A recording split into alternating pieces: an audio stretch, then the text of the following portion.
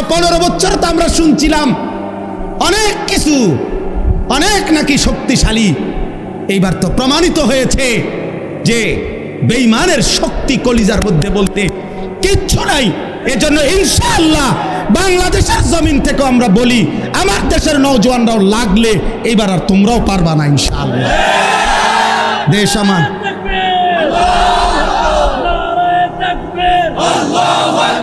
ইসলামের শত্রুরা হুঁশিয়ার সাবধান, নারায়ে তাকবীর।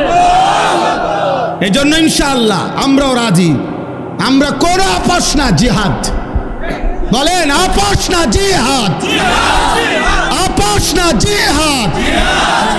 দিল্লি না ঢাকা, দিল্লি না ঢাকা, গোলামি না আজাদি, ইসরায়েল না ফিলিস্তিন, আমেরিকা না ফিলিস্তিন। ইনশাআল্লাহ আল্লাহ সবাইকে কবুল করেন, হিম্মত দান করেন। সুবহানাল্লাহি ওয়া বিহামদিহি। কোনদিন ফজরের নামাজ পড়ে না, এই জানোয়ারের জন্য নি উপার্জন করছেন, এই জানোয়ারের জন্য নি কামাই রোজগারি করলেন, এই হাইওয়ানের জন্য নি বিল্ডিং করলেন। এ তো মানুষ নামের জানোয়ার, এ তো মানুষ নামের কুকুর। এই পশুর জন্য কি দরকার ছিল রোজগার করার? সে যেহেতু সব গুনাহ নাফরমানি অসভ্যতা করতে পারে, তাহলে তার হাতে ছেড়ে দেন। যেহেতু তুই সবই পারস বেটা, নারীও দেখতে পারস, ছবিও দেখতে পারস, উলঙ্গ নাচও দেখো। তুমি যেহেতু আল্লাহও চেনো না, রসুলও চেনো না, সেজদাও চেনো না, নামাজও চেনো না, তো তুমি জানোয়ার, তোমার ছেড়ে দাও তারে, যে তার হাতে ছেড়ে দাও, যা বেটা।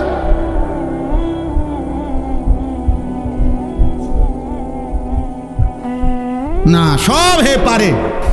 অপদার্থ মা বাপ মনে করে তে শুধু ঘর করতে থাকতো না, আমার দায়িত্ব তারে ঘর করে দাও, আমার দায়িত্ব তারে বাজার করে আম খাওয়ান। আহা, বোকা মানুষ কোন দিন বুঝবে? বোকা বাপগুলো কোন দিন বুঝবে? হযরত ওমর রাদিয়াল্লাহু তাআলা আনহুর একটা ছেলে জীবনে একবার নবীজি সাল্লাল্লাহু আলাইহি ওয়াসাল্লামের একটি কথার বিপরীতে বিরোধিতা করে নাই, একটা যুক্তি দেখাইছিল, পাল্টা একটা ভিন্ন যুক্তি দিছিল। হযরত ওমর রাদিয়াল্লাহু তাআলা আনহু মৃত্যু পর্যন্ত ওই সন্তানের সাথে আর কথা বলেন, কথা বলেন। হযরত নূহ আলাইহিস সালাম সন্তান কেনানের মৃত্যুর সময় দোয়া করছিল আল্লাহর কাছে, আল্লাহ আমার সন্তান ডুবে যাচ্ছে পানিতে। আল্লাহ নিষেধ করছে, ইন্নাহু লাইসা মিন আলিক, কোরআনের আয়াত। আল্লাহ বলছে, হে নূহ সাবধান, এটা তোমার সন্তান নয়। ইন্নাহু আমালুন গায়রু সালেহ, এটা বেআমল, গায়রু সালেহ, এর সমস্ত কর্ম অসৎ কর্ম, এ নাফরমান, এ আল্লাহকে সেজদা দেয় নাই, মালিকের গোলামি করে নাই, এটা তোমার সন্তান হইতে পারে না। এজন্য এই ছেলে তোমাদেরকে বলি, বাবা তোমরা যারা নামাজ পড়ো না, তোমরা যারা চরিত্রহীন নারী, ছবি, উলঙ্গ দৃশ্য, মোবাইলের নাচ গান আর এই অসভ্যতা দিয়ে তোমাদের যাদের জীবন, তুই মনে রাখিস তুই কোনো মুসলমানের বাচ্চা না, তুই কোনো মুমিনের বাচ্চা না। হ্যাঁ হ্যাঁ, সাফ কথা, এটা কোরআন বলছে। আল্লাহ বলে দিছে নূহ নবীকে, সাবধান, এটা কি না তোমার সন্তান না, সরো এরে। ফালা তাসআলনি, আল্লাহ তাআলা বলছে, হে নূহ সাবধান, আমার কাছে এর ব্যাপারে কিছু চাইবা না, সাবধান। ফালা তাসআলনি, আমার কাছে কিছু চেয়েও না, হাত উঠাইবা না, নামো। নূহ আলাইহিস সালাম হাত নামায় ফেলছে, হাত নামায় ফেলছে। এজন্য বেঈমান মুমিনের সন্তান পায় না, নাফরমান ইমানদারের সন্তান হয় না। আল্লাহ আমাদেরকে বুঝ দান করে। আহলাদ করে বাচ্চা, ফুলান মানুষ,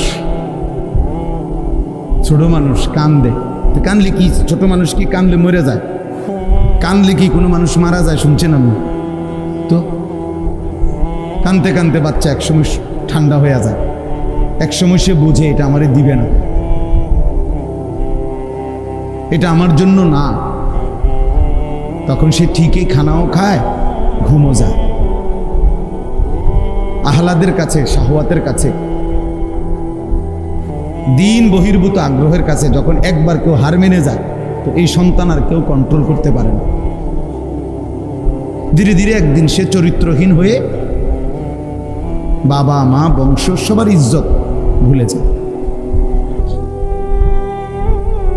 যাই হোক, তো আমি আপনাদের কাছে বলতেছিলাম, সবাই মিলে একদম অল্প একটু সময় আমরা সবাই মনোযোগী হই। কোরআনুল কারীমের 6 নম্বর পারা, 5 নম্বর সূরা। সূরাটির নাম সূরায়ে মায়েদাহ।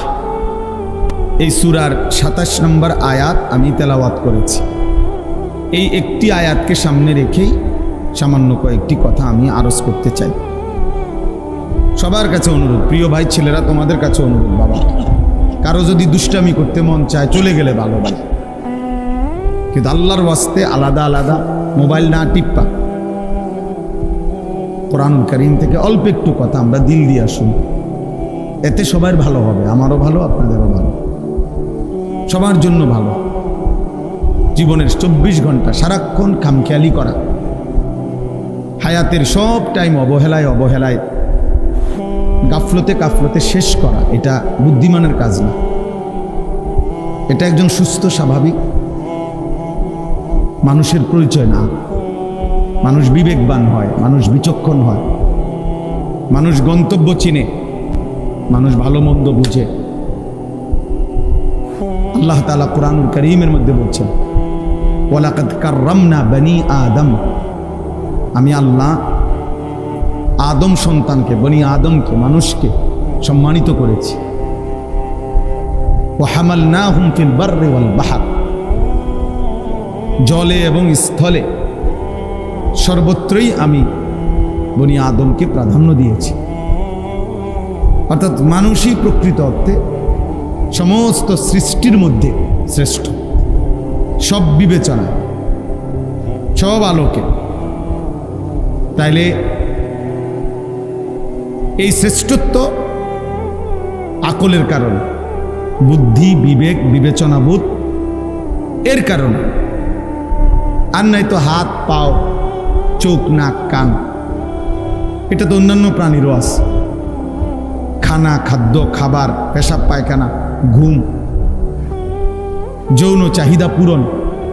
হযরত ওমর রাদিয়াল্লাহু তাআলা আনহুর একটা ছেলে জীবনে একবার নবীজি সাল্লাল্লাহু আলাইহি ওয়াসাল্লামের একটি কথার বিপরীতে বিরোধিতা করে নাই, একটা যুক্তি দেখাইছিল, পাল্টা একটা ভিন্ন যুক্তি দিছিল।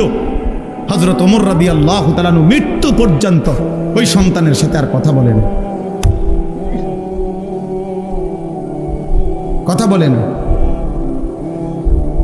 হযরত নূহ আলাইহিস সালাম সন্তান কেনানের মৃত্যুর সময় দোয়া করছিল আল্লাহর কাছে, আল্লাহ আমার সন্তান ডুবে যাচ্ছে পানিতে। আল্লাহ নিষেধ করছে, ইন্নাহু লাইসা মিন আলিক, কোরআনের আয়াত। আল্লাহ বলছে, হে নূহ সাবধান, এটা তোমার সন্তান নয়। ইন্নাহু আমালুন গায়রু সালেহ, এটা বেআমল, গায়রু সালেহ, এর সমস্ত কর্ম অসৎ কর্ম, এ নাফরমান, এ আল্লাহকে সেজদা দেয় নাই, মালিকের গোলামি করে নাই, এটা তোমার সন্তান হইতে পারে না। এজন্য এই ছেলে তোমাদেরকে বলি, বাবা তোমরা যারা নামাজ পড়ো না, তোমরা যারা চরিত্রহীন, নারী, ছবি, উলঙ্গ দৃশ্য, মোবাইলের নাচ গান আর এই অসভ্যতা দিয়ে তোমাদের যাদের জীবন, তুই মনে রাখিস তুই কোনো মুসলমানের বাচ্চা না, তুই কোনো মুমিনের বাচ্চা না। হ্যাঁ, সাফ কথা, এটা কোরআন বলছে। আল্লাহ বলে দিছে নূহ নবীকে, সাবধান, এটা কি না, তোমার সন্তান না। সরয় রে, ফালা তাসআলনি, আল্লাহ তাআলা বলছে, হে নূহ সাবধান, আমার কাছে এর ব্যাপারে কিছু চাইবা না, সাবধান। ফালা তাসআলনি, আমার কাছে কিছু চেয়েও না, হাত উঠাইবা না, নামো। নূহ আলাইহিস সালাম হাত নামায় ফেলছে, হাত নামায় ফেলছে। এজন্য বেঈমান মুমিনের সন্তান পায় না। নাফরমান ইমানদারের সন্তান হয় না। আল্লাহ আমাদেরকে বুঝ দান করেন, আল্লাহ আমাদেরকে ফিকির দান করেন। এই আয়াতের মধ্যে মহান আল্লাহ পাক রব্বুল আলামিন কোরবানির ইতিহাস শুরু উল্লেখ করছেন। এই যে সামনে আমাদের যে কোরবানি আসতেছে, একটি গুরুত্বপূর্ণ ওয়াজিব ইবাদতের নাম হলো কোরবানি। আমাদের জীবনে মুসলমান হিসাবে আর্থিকভাবে মানে টাকা পয়সার সাথে সম্পৃক্ত বিশেষ গুরুত্বপূর্ণ ইবাদত তিনটা। একটা হলো যাকাত, একটা হলো হজ, আর একটা হলো কোরবানি। যাকাত এবং হজ হলো ফরজ, আর কোরবানি হলো ওয়াজিব। আর একজন মুমিন ফরজ, ওয়াজিব, সুন্নতে মুআক্কাদা এই তিন আমলে ঘাটতি করার, বাদ দেওয়ার, কসম খোদার কোনো সুযোগ নেই। তারে মুমিনই বলে না, তারে ইমানদার বলার কোনো সুযোগই নাই যার জীবনে ফরজ নাই, যার জীবনে ওয়াজিব নাই, যার জীবনে সুন্নতে মুআক্কাদা নাই। এ কোনো মুমিনে না। এজন্য মুমিন এটুকু করতেই হবে। হ্যাঁ, নফল, মুস্তাহাব, মাসনুন অনেক আমল করলে অনেক নেকি, কখনো কখনো ছুটবার, ছেড়ে দেওয়ার সুযোগ আছে। কিন্তু একজন মুমিন ইমানদার মুসলিম পরিচয়ধারী, তার জন্য ফরজ ওয়াজিব ছেড়ে দেওয়ার, সুন্নতে মুআক্কাদা ছেড়ে দেওয়ার কোনো অনুমতি নেই। রাসূলুল্লাহ সাল্লাল্লাহু আলাইহি সাল্লাম বলছে, যেমন ফজরের নামাজের 2 রাকাত সুন্নত ফরজের আগে, সুন্নতে মুআক্কাদা। নবীজি বলছে, তোমারে যদি ঘোড়ায় পিষ্ট করে ফেলে, অর্থাৎ তোমায় যদি ঘোড়ার পায়ের নিচেও পড়ে যাও, এত বেশি আহত হইছ যে ঘোড়ায় তোমারে পায়ে পাড়ায় এলাইছে, আল্লাহ রসুল বলছে তবুও ফজরের 2 রাকাত সুন্নত নামাজ ছেড়ে দিও না। সুন্নতে মুআক্কাদার প্রতি নবী এতটা গুরুত্ব দিয়েছেন। নবীজি সাল্লাল্লাহু আলাইহি সাল্লাম বলছেন, মান ওয়াজাদা সাআতান লিআন ইউদাহিয়া ওয়া লাম ইউদাহি ফালা ইয়াকরাবান্না মুসাল্লানা। সরাসরি হাদিস। যার সামর্থ্য ছিল অথচ কোরবানি করলো না, ওয়াজিব আদায় করলো না, আল্লাহর নবী সাল্লাল্লাহু আলাইহি সাল্লাম বলেন ওই নাফরমান যেন আমাদের ঈদগাহে, আমাদের নামাজের জায়গায়, মুসল্লা, ঈদগাহ, সেখানে যেন না আসে। ওই ভাই, ওই দুষ্টামি করো না, ওই লাল গেঞ্জি, সাবধান, ফাজলামি করো না, ফাজলামি করলে বাইরে ওঠো, মস্কারির জায়গা না এটা।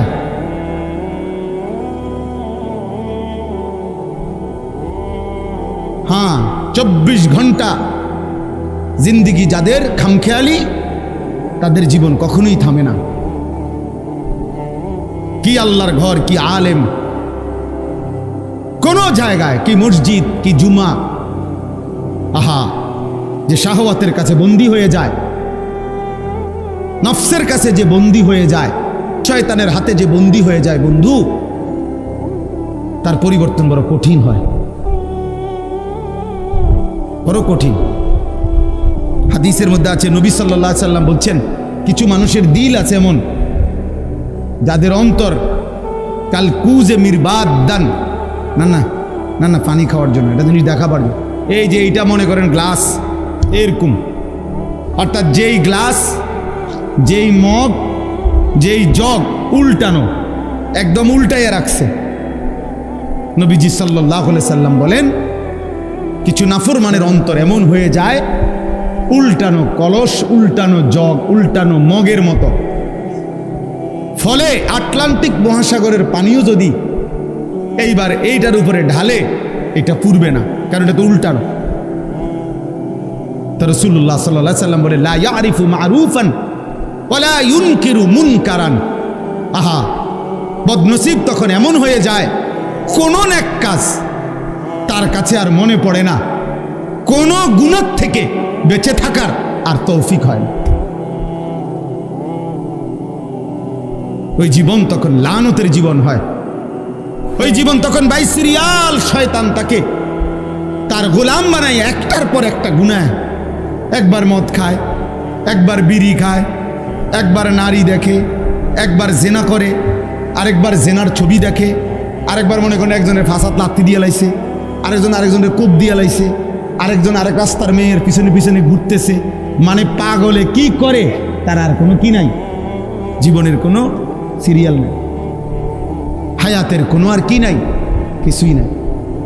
শয়তানের এমন গোলাম হয়, নফসের এমন গোলাম হয়, আহা,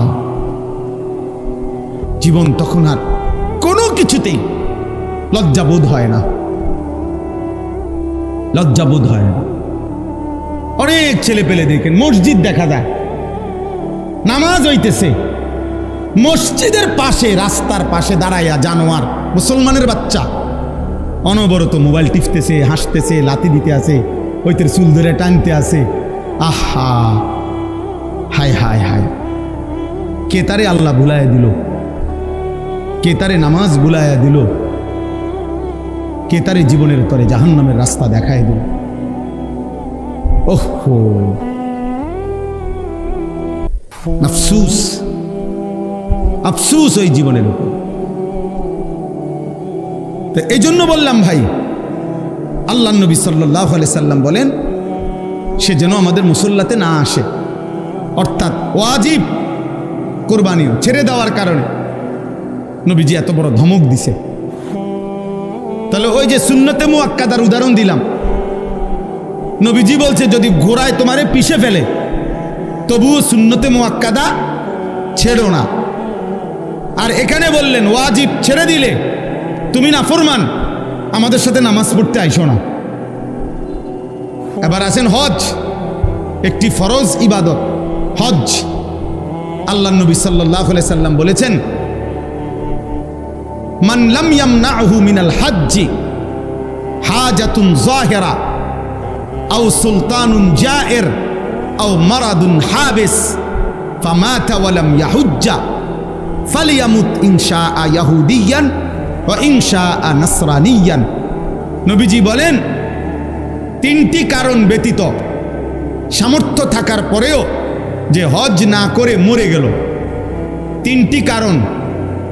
এক নাম্বার কারণ হলো প্রকাশ্য এমন কোনো কারণ, এমন কোনো প্রয়োজন, যেই প্রয়োজনের কারণে কোনোভাবেই এই মুহূর্তে সে হজে যাইতে পারতেছে না, অথবা বাদশাহ রাষ্ট্রীয় কোনো আইন কানুনের কারণে সে যাইতে পারতেছে না, অথবা এমন প্রচণ্ড অসুস্থ যেই অসুস্থের কারণে যাইতে পারতেছে না। আল্লাহর নবী বলেন এই কারণ ব্যতীত যদি ইচ্ছা করে হজ ফরজ হওয়ার পরেও হজ না করে মৃত্যুবরণ করল, রাসূলুল্লাহ সাল্লাল্লাহু আলাইহি সাল্লাম বলেন ওই নাফরমান সে যেন ইহুদি হয়ে মরুক অথবা খ্রিস্টান হয়ে মরুক, আমি জানি না। নবীজি বলছে আমি জানি না এটা ইহুদি মরল না খ্রিস্টান মরল।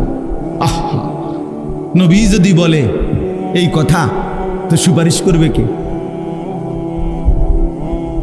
কথা বলেন না, হাউজে কাউসারের পানি দিবে কে? তাই তিনি যদি এ কথা বলে যে নাফরমান আমি জানি না, এই ইচ্ছা করে সামর্থ্য থাকার পরেও যে হজ করলো না, তোর মৃত্যু কি ইহুদির মৃত্যু হলো নাকি খ্রিস্টানের মরণ হইল, আমি রাসূল জানি না। তো এইবার তাকে সুপারিশ করবে কে? এবার তাকে হাউজে কাউসারের পানি দেবে কে? তার আর আশ্রয় কে? আখিরাতে হাসরের ময়দানে তার সহায় কে? আমাদের সমাজে লক্ষ লক্ষ মানুষের উপরে, কোটি কোটি মুসলমানের উপরে হজ ফরজ। প্রতি বছর কিছু মানুষ হজে যায়, এটা তো বিষয় না। একটি দেশের থেকে কিছু লোক হজে গেলেই হজ আদায় হয়, বিষয়টা এটা না। যত জনের উপরে মুসলমান হজ ফরজ, আপনার জন্য বাধ্যতামূলক হজ করতে হবে। কত লক্ষ মুসলমানের উপরে কোরবানি ওয়াজিব, এলাকায় কোরবানি হয়, এটা বড় কথা না। যত জনের উপরে কোরবানি ওয়াজিব ততজন দিচ্ছে কিনা এটা দেখার বিষয়, এটা দেখার বিষয়। ছেলে বিদেশ থাকে, 2 ছেলে, এক ছেলে ঢাকা শহরে থাকে, মনে করেন 3 ছেলে, বাপের জমি জমা ব্যাংক ব্যালেন্স আছে, মায়ের স্বর্ণ গহনা এবং মার কাছেও জমা টাকা আছে। তাইলে এখানে কোরবানি ওয়াজিব হইল প্রায় 5 জনের। ছেলে 3 জন, বাপ 1 জন, মা 1 জন, 3 ফুতে মিল্লা বিদেশতে টাকা পাঠাইছে, বাড়িতে আব্বার নামে বা মার নামে অথবা আব্বা মা 2 জনের নামে কোরবানি দিছে, দিয়া গোস্ত বাগ করে সবার ঘরে ঘরে বন্টন করে দিয়ে দিছে, ফুট সবার ঘরে ঘরে কোরবানি আদায় হয়ে গেছে। এটা নিয়ে কোরবানি, সবাই মিললে বুঝি গোস্ত খানার ব্যবস্থা করা, এর নাম নিয়ে কোরবানি। তাইলে কোরবানি তো গোস্ত খাওয়া না, কোরবানি তো একটি ওয়াজিব আদায় করা। গোস্ত তো আমরা সারাবো, গরুর গোস্ত তো পৃথিবীর কোনো আশ্চর্য বস্তু না যে এটা কোরবানির দিন ছাড়া আর কেউ মানুষ দেখে না। ছাগলের গোস্ত তো আশ্চর্য কিছু না, এটা তো গতানুগতিক একটি আমল, চলতেছে এই গোস্ত খাওয়া। তাইলে কোরবানিটা কি? কোরবানি আল্লাহ তাআলার ইবাদত, কোরবানি ওয়াজিব আমল। নবীজি বলছে কোরবানির প্রাণী কোরবানির দিন যখন রক্ত মাটিতে পড়ে, তাহলে গলার কাছ থেকে রক্ত মাটিতে পড়তে 1 মিনিটও লাগে না, 30 সেকেন্ডও লাগে না। ওয়া ইন্নাদ দামা লা ইয়াকাউ মিনাল্লাহি বিমাকানিন ক্বাবলা আন ইয়াকা মিনাল আরদ। নবীজি বলেন কোরবানির দিন কোরবানির প্রাণীর রক্ত জমিনে পড়বার আগে আগেই আল্লাহ তাআলার আরশে মালিকের কাছে পৌঁছে যায়। এই জন্য কোরবান শব্দের অর্থ কি? নৈকট্য হাসিল করা। বান্দা এই পশু জবাইয়ের মাধ্যমে 30 সেকেন্ডে 20 সেকেন্ডে রক্ত মাটিতে পড়বার আগেই আল্লাহর কোরব, আল্লাহর নৈকট্য হাসিল করে ফেলে। এই জন্য এই ইবাদতটাকে কোরবান বলে, এই জন্য বলে কোরবান। তাহলে এটা দেখতে যদিও মনে হয় এক শরীক কোরবানি, দেখতে যদিও মনে হয় একটা ছাগল জবাই, কিন্তু খোদার কসম এর অন্তর্নিহিত মর্মার্থ অনেক গভীর, অনেক গভীর, অনেক গভীর। নবীজি সাল্লাল্লাহু আলাইহি ওয়াসাল্লাম বলেন মা আমিলা আদমিয়ুন মিন আমালি ইয়াউমিন নাহার আহাব্বা ইলাল্লাহ মিন ইহরাকিদ দাম। কোরবানির দিন সমস্ত ইমানদাররা যত আমল করে তন্মধ্যে মধ্যে সর্বশ্রেষ্ঠ আল্লাহর প্রিয় আমল এই প্রাণী জবাই করা, এই প্রাণীটা জবাই। কোরআনে আল্লাহ বলছেন ওয়ায়াযকুরু ইসমাল্লাহি ফি আইয়ামিন মা'লুমাতিন আলা মা রাযাকাহুম মিন বাহিমাতিল আনআম। আল্লাহ বলেন কোরবানির দিন নির্দিষ্ট এই সময়ে ওই প্রাণীটাকে যখন জবাই করে, ওই সময়ে যে আমার আল্লাহ বলে, আমার নাম বলে, আল্লাহু আকবার বলে যে চিৎকার দেয় বান্দা সবাই, এই আমার নামের চিৎকার, আমার আওয়াজ, আমার জিকির আমি আল্লাহ এইটা শুনবার জন্যই কোরবানির হুকুম দান করেছি। তাহলে কোরবানির মধ্যে বান্দা আল্লাহর খুব দ্রুত গতিতে 20 সেকেন্ডেই 10 সেকেন্ডেই আল্লাহর নৈকট্য হাসিল করে। কোরবানির মাধ্যমে বান্দা আল্লাহর স্মরণ, আল্লাহর জিকির, আল্লাহর নাম বুলন্দ করে, আল্লাহু আকবারের ধ্বনিতে কাঁপায়া ওঠে, কাঁপায়া ওঠে। সেদিন শনিবার দিন, এই শনিবারে সর্বশেষ শনিবার দিন ফজরের নামাজ পড়ে পাকিস্তানের সেনাবাহিনী রাত্রিবেলা শুক্রবারের ভোর রাত্রে আবারও ইন্ডিয়া যখন আক্রমণ করছে, ফজরের নামাজ পড়ে নারায়ে তাকবীর আল্লাহু আকবার বলে পাকিস্তান সেনাবাহিনী চূড়ান্ত আক্রমণ করছে। যখন 3 ঘন্টার ব্যবধানে বেঈমান মাথা নত করে পরাজয় স্বীকার করতে বাধ্য হয়েছে। ইন্ডিয়ার বেঈমান কাপুরুষ বুজদিল, এটা প্রমাণ হয়ে গেছে পৃথিবীতে যে ইমানদারি শক্তিশালী, মুমিন শক্তিশালী, মুমিন শক্তিশালী। আল্লাহু আকবার, আল্লাহর নাম বুলন্দ করা, আল্লাহর নাম জিন্দা করা। আমার দিল বলে ফজরের নামাজের পরে ওই মানুষগুলো যখন, এই সেনাবাহিনী যখন আল্লাহু আকবার বলছে, আমার মনে হয় আমার মালিকের আরশে আজিম খুশি হয়ে গেছে, তো আল্লাহ তাআলা তৎক্ষণাৎ বিজয় দান করছে। তাকবীর আল্লাহর বড় পছন্দ, আল্লাহু আকবার আল্লাহর বড় পছন্দ। আল্লাহ বড় যখন বান্দা বলে, আল্লাহ খুশি হয়, তখন আল্লাহ খুশি হয়। এজন্য প্রিয় যুবক, মনে রাখো ভাইয়া, আগামীর পৃথিবীতে ঈমান আর কুফরের যুদ্ধ আরো বাড়বে। ইসরায়েল আর ফিলিস্তিনের যুদ্ধ না, ঈমান আর কুফরের যুদ্ধ। ভারত আর পাকিস্তানের যুদ্ধ না, ঈমান আর কুফরের যুদ্ধ। আরাকান আর বার্মার যুদ্ধ না, ঈমান আর কুফরের যুদ্ধ। কাশ্মীর এবং ভারতের যুদ্ধ না, ঈমান আর কুফরের যুদ্ধ। আর ইনশাআল্লাহ মুমিন ঈমানদার আল্লাহর কালেমা বুলন্দ করবে যারা, কালেমার জন্য লড়বে যারা, নিশ্চিত আল্লাহ আজ কিংবা কাল তাদেরকে বিজয় দেবেই দেবে ইনশাআল্লাহ। এজন্য মনে রাখো, তোমরা যারা নামাজ পড়ো না, চরিত্রহীন যুবক, নারীর কাছে, ছবির কাছে, নর্তকীর কাছে, উলঙ্গ দৃশ্যের কাছে, এই বেঈমানের সাজগোজ, চুলের ফ্যাশন, আহা হেরে গেলা কাপুরুষ, তোরে দিয়ে আগামীর পৃথিবীতে ঈমানের যুদ্ধে কোনো কাজ হবে না। মনে রাখে, বাতে খাইবা আর ঘুমে যাইবা আর বেডি চাইবা আর উলঙ্গ দৃশ্য দেখবা। মনে রাখো আব্বা, মুমিন যারা, জানবাজ মুজাহিদ যারা, তারা ঠিকই যুদ্ধ করবে, আর তুমি তখন নাফরমানি আর অসভ্যতার মধ্যেই ডুবে থাকবে। এজন্য যদি বুঝ থাকে, দিমাগ থাকে, তো ফিরে আসো। একজন হইলে একজন, দুইজন হইলে দুইজন, এটা জরুরি আমাদের জন্য, এটা জরুরি, এটা আমাদের জন্য বাধ্যতামূলক, আমাদের জন্য এটা জরুরি। আল্লাহ তাআলা আমাদেরকে হিম্মত দান করেন। যুবক ছেলেদের কাছে আমার এটা অনুরোধ, নওজোয়ান, তোমরা যদি অব্যাহত গুনাহ নাফরমানির মধ্যে ডুবে থাকো, তাহলে আগামীর ইসলামের জন্য লড়বে কে? সারাদিনে যদি এক ওয়াক্ত নামাজ পড়তে তোমাদের মন না চায়, প্রিয় ভাই, আল্লাহকে সেজদা দিবে কে? তাইলে নবী সাল্লাল্লাহু আলাইহি সাল্লামের 23 বছরের চোখের পানি, রক্ত ঝরা দিন এই জমিনে বাস্তবায়ন করবে কে? তাহলে আমি এজন্য অনুরোধ করছি, আমরা প্রত্যেকে ইনশাআল্লাহ আল্লাহর দিকে ফিরতে চেষ্টা করি। আল্লাহর দিকেই ফেরা দরকার আমাদের।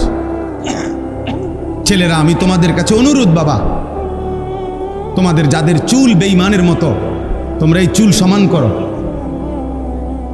প্রিয় ভাই, এই নষ্ট এই জিন্দেগি ছেড়ে দাও। নারী, ছবি, নাচ, গান, উলঙ্গ দৃশ্য, এটা মুমিনের জীবন না। আমাদের নবী সাল্লাল্লাহু আলাইহি সাল্লামের চাইতে সুন্দর এই গোটা কায়নাতে কেউ হয় নাই। অতএব তার সৌন্দর্যের চাইতে সুন্দর কিছু হইতে পারে না।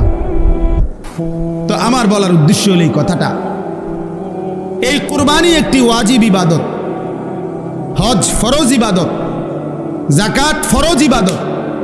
তাহলে ফরজ, ওয়াজিব এবং সুন্নতে মুআক্কাদার মধ্যে মুমিন ঘাটতি করতে পারে না, ঘাটতি করার কোনো অনুমতি নাই। এই জন্য এই আয়াতের আলোকে এই প্রথম কথা, এটা প্রত্যেকের কাছে আমার অনুরোধ, যারাই বুঝেন, না বুঝলে নাই, আমার বলা আমি বললাম, প্রত্যেক উপার্জনকারী যিনি টাকা রোজগার করেন, বিদেশে থাইকা হোক, দেশে থাইকা হোক, বিবাহিত হোক, অবিবাহিত হোক, একসাথে সংসার হোক, ভিন্ন ভিন্ন সংসার হোক, প্রত্যেকের কাছে অনুরোধ হলো, বাবা, ভাই এবং মহিলাও, যাদের কাছে, যে সমস্ত মহিলাদের কাছে স্বর্ণ অলংকার আছে এবং কিছু জমা টাকা আছে, মনে করেন 1 বড়ি 1.5 বড়ি স্বর্ণ আছে, 5-10 হাজার টাকা আছে জমা, এই মহিলারাও এবং পুরুষরাও, বিবাহিত যুবক, অবিবাহিত যুবক, নারী, পুরুষ, যিনি রোজগার করেন, আকেল বালেগ, তাদের উচিত একজন আলেমে দ্বীনের কাছে, একজন মুত্তাকি আলেমের কাছে জিজ্ঞাসা করা যে হুজুর আমার এই সম্পত্তি, আমার জমি আছে মোটে দূর, আমার ব্যাংকে জমা আছে এত, আমার ঘর বাড়ি মিল্লা, আমার ব্যাংক ব্যালেন্স এই টাকাটা আছে এই আছে এই, আপনি আমার এই হিসাব কইরা বলে দেন আমার উপরে জাকাত ফরজ কিনা, আমার উপরে হজ ফরজ কিনা, আমার উপরে কোরবানি ওয়াজিব কিনা। প্রত্যেকেই যদি একজন একজন যার যার সুবিধা মতো একজন আলেমে দ্বীনের কাছে জেনে নেন, আপনার জন্য সহজ। আমি বুঝি নাই, আমরা গ্রামের মানুষ, হুজুর আমরা কোনো রকম দিন আইনা দিন, আমরা এত ফেস করলে হবনি, এই সমস্ত বাটফারি কথা, সিটারি কথা, এগুলো বললে হবে না। আপনি বুঝেন না, গ্রামের 14 গোষ্ঠীর যত ফ্যাঁস আপনি সব বুঝেন। চা দোকানে বুড়া বেটার গপ শুনলে মনে হয় যেন বেটা গোটা পৃথিবী চালা। হ্যাঁ, এমন লম্বা লম্বা কথা কয় যেন গোটা বিশ্ব বুদ্ধি হেবড়া। উনি বলে বুঝে না, আখেরাতের বেলায় আসলে কিচ্ছু বুঝে না। আর গ্রামের যত গন্ডগোল করা দরকার সব উনি বুঝে। তাইলে আপনি বুঝেন না কি? আবার আপনি বুঝেন না তো বুঝে নিবেন, জানেন না তো জেনে নিবেন। আল্লাহর এই জমিনে মানুষের দ্বীনি রাহনুমাই, দ্বীনি পথ প্রদর্শনের জন্য সর্বযুগে আল্লাহর কুদরতি নিজাম, এটা কোরআনে আছে। আল্লাহ প্রত্যেক যুগের মানুষের জন্য উপযুক্ত আল্লাহ তাআলা পথ প্রদর্শক, ভয় প্রদর্শনকারী, দ্বীন ও ঈমানের বুঝাইয়া দেওয়ার যোগ্যতা সম্পূর্ণ আলেম। খোদার কসম, সূর্য উঠলে এই জমিনে আল্লাহ তাআলা ব্যবস্থা রাখবে, ছিল, আছে, থাকবে। এজন্য ওলামায়ে কেরাম, কোরআন, ইসলাম, সুন্নাহ এটা কিয়ামত পর্যন্ত ছিল, আছে, থাকবে। এই জন্য সর্বযুগে ওলামায়ে কেরামের বিরুদ্ধে যে গেছে, শেষ পর্যন্ত 16 বছর পরে হোক আর 48 বছর পরে হোক, উনি ভাগছে, ওলামায়ে কেরাম আছে, দ্বীন আছে, ইসলামও আছে, ইসলাম আছে। এই জন্য বাংলাদেশে মামুনুল হক আগের জায়গাতেই আছে, ফ্যাসিস্ট পলায় গেছে, জালেম পলায় গেছে, মামুন ঠিকই আছে। এজন্য এটাই বাস্তবতা যে দ্বীন শিখেন, আল্লাহকে চিনেন, আখিরাতকে বুঝেন, নিজের ঈমান, নিজের আমল, নিজের আখিরাত সুন্দর করেন। আগামীর পৃথিবী যুদ্ধমুখর পৃথিবী, আগামীর পৃথিবী যুদ্ধমুখর পৃথিবী। অল্প কথায় লাগিয়া যায়, অল্প কথায় সামান্যতেই লাগিয়া যায়, তামাদাম প্রত্যেকে অস্ত্র খুলে ফেলে, ট্রিগারে টিপ দিয়া ফেলে। অর্থাৎ এই সময়ে হিম্মত, ঈমান, মহান আল্লাহর সাথে সম্পর্ক ছাড়া মুমিনের বিজয় আসবে না। আমাদের ফিলিস্তিন, আমাদের আরাকান, আমাদের কাশ্মীর, কোনোটারই সমাধান ওই ইউরোপ, জাতিসংঘ, ওই বেঈমান কারো বুদ্ধিতে পরামর্শ হবে না। আমাদের আল্লাহই আমাদের সমাধান, আমাদের রক্ত, আমাদের শাহাদাত, আমাদের জিহাদ, এটাই সমাধান ইনশাআল্লাহ। এই জন্য আমি সবার কাছে অনুরোধ করছি, সামনের কুরবানি প্রত্যেকেই মাসআলা বুঝে, দ্বীন বুঝে পালন করবেন। আর শেষ কথা হলো, ইন্নামা ইয়াতাকাব্বালুল্লাহু মিনাল মুত্তাকিন। আল্লাহ একেবারে আদম আলাইহিস সালামের জামানায় বলে দিছে যে গুনাহ থেকে পবিত্র থেকে যে ইবাদত করে, আল্লাহ কেবল তার ইবাদত কবুল করে। এজন্য যাকাত, হজ, কোরবানি, নামাজ, রোজা, সাদাকা, জিকির, তেলাওয়াত, সব কিছু বান্দার যেই কোনো নেক আমল আল্লাহর কাছে যদি কবুল হইতে হয়, তাইলে গুনাহমুক্ত হইতে হবে, হারাম থেকে মুক্ত হইতে হবে, গুনাহ থেকে মুক্ত হইতে হবে। মানুষের স্লোগান আর আল্লাহর কবুল এক কথা না, কথা বুঝেন নাই আপনি? আপনার টাকা, সুদের টাকা আপনার কোরবানি দিছে, হবে না, হবে না, কবুল হবে না, আর শাজিমে যাবে না। আমনে মসজিদে, মাদ্রাসায়, অমুকখানে তমুকখানে 50,000 টাকা দিছেন, কিন্তু টাকা যদি হয় হারামের, টাকা যদি হয় সুদের, টাকা যদি হয় ঘুষের, টাকা যদি হয় কিস্তির, তো সেটা আসমানে যাবে না, সেটা কবুল হবে না। স্লোগান মিলতে পারে, বুঝেন না কথাটা? জনাব অমুক 30,000 মার হাবা, মার হাবা এটা ঠিক আছে, মারও ঠিক আছে, হাবাও ঠিক আছে, কিন্তু আরশে আজিমে যাবে না। আসমানে যাইতে হলে কি হইতে হবে? হালাল হইতে হবে, পবিত্র হইতে হবে, গুণামুক্ত হইতে হবে, গুণামুক্ত। অতএব গুণামুক্ত ইবাদত, আমার নামাজ, আমার রোজা, আমার হজ, আমার যাকাত, আমার সব কিছু যেন আল্লাহ এবং তার রসুলের নির্দেশনা মতো হয়। আল্লাহ আমাদেরকে তৌফিক দেন, কবুল করেন। এই সাউতুল হেরা মাদ্রাসা আল্লাহ তাআলা কবুল করে নেন এবং ইত্তেহাদুল উলামা পরিষদকে আল্লাহ কবুল করে নেন। এখানে অনেক শ্রদ্ধেয় ব্যক্তিবর্গ এসেছেন, এলাকার ওলামায়ে কেরাম এসেছেন, সর্বস্তরের যারা আসছেন, যুবক ভাই, আবারও বলছি তোমাদের কাছে আমার শেষ অনুরোধ, ভাইয়া নামাজ পড়ো, প্রিয় ভাই নামাজ পড়ো, ফজরের নামাজ পড়ো, ফজরের নামাজ। আমি আমার জীবনে সবচেয়ে বেশি এই কথা বলছি আমার ওয়াজের জীবনে, যে ফজরের সেজদাতে মুমিনের বিজয়, ফজরের ওয়াক্তকে বিজয়ের সময় বলে। এই জন্য এই শনিবার দিন ওইটা আবার প্রমাণিত হয়েছে। পাকিস্তান এই শেষ আক্রমণ করছে ফজরের নামাজের পর, আপনি খবর শোনেন, সব খবরে আসছে এই কথা। শনিবার দিন শেষ ফজরের নামাজের সালাম ফিরাই নারে তাকবীর আল্লাহু আকবার বলে আক্রমণ করছে। পরবর্তী 3 থেকে 4 ঘন্টার মধ্যে বুড়া আব্বা ফোন দিছে, থামো। বুঝেন নাই? আমেরিকার বুড়া বেঈমান ফোন করে দিছে, থামো থামো থামো, পারতা না, পারতা না, হ্যাঁ পারতা না, থামে লাও। এইবার ভারত থেকে যাবে,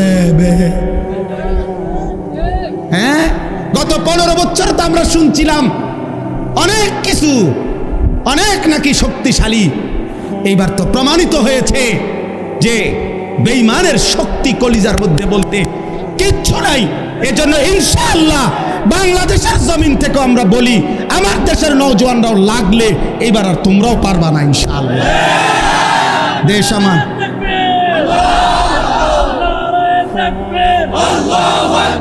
ইসলামের শত্রুরা হুঁশিয়ার, সাবধান, নারায়ে তাকবীর।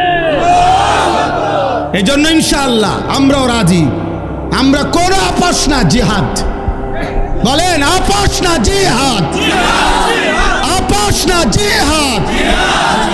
দিল্লি না ঢাকা, দিল্লি না ঢাকা, গোলামি না আজাদি, ইসরায়েল না ফিলিস্তিন, আমেরিকা না ফিলিস্তিন। ইনশাআল্লাহ আল্লাহ সবাইকে কবুল করেন, হিম্মত দান করেন। সুবহানাল্লাহি ওয়া বিহামদিহি।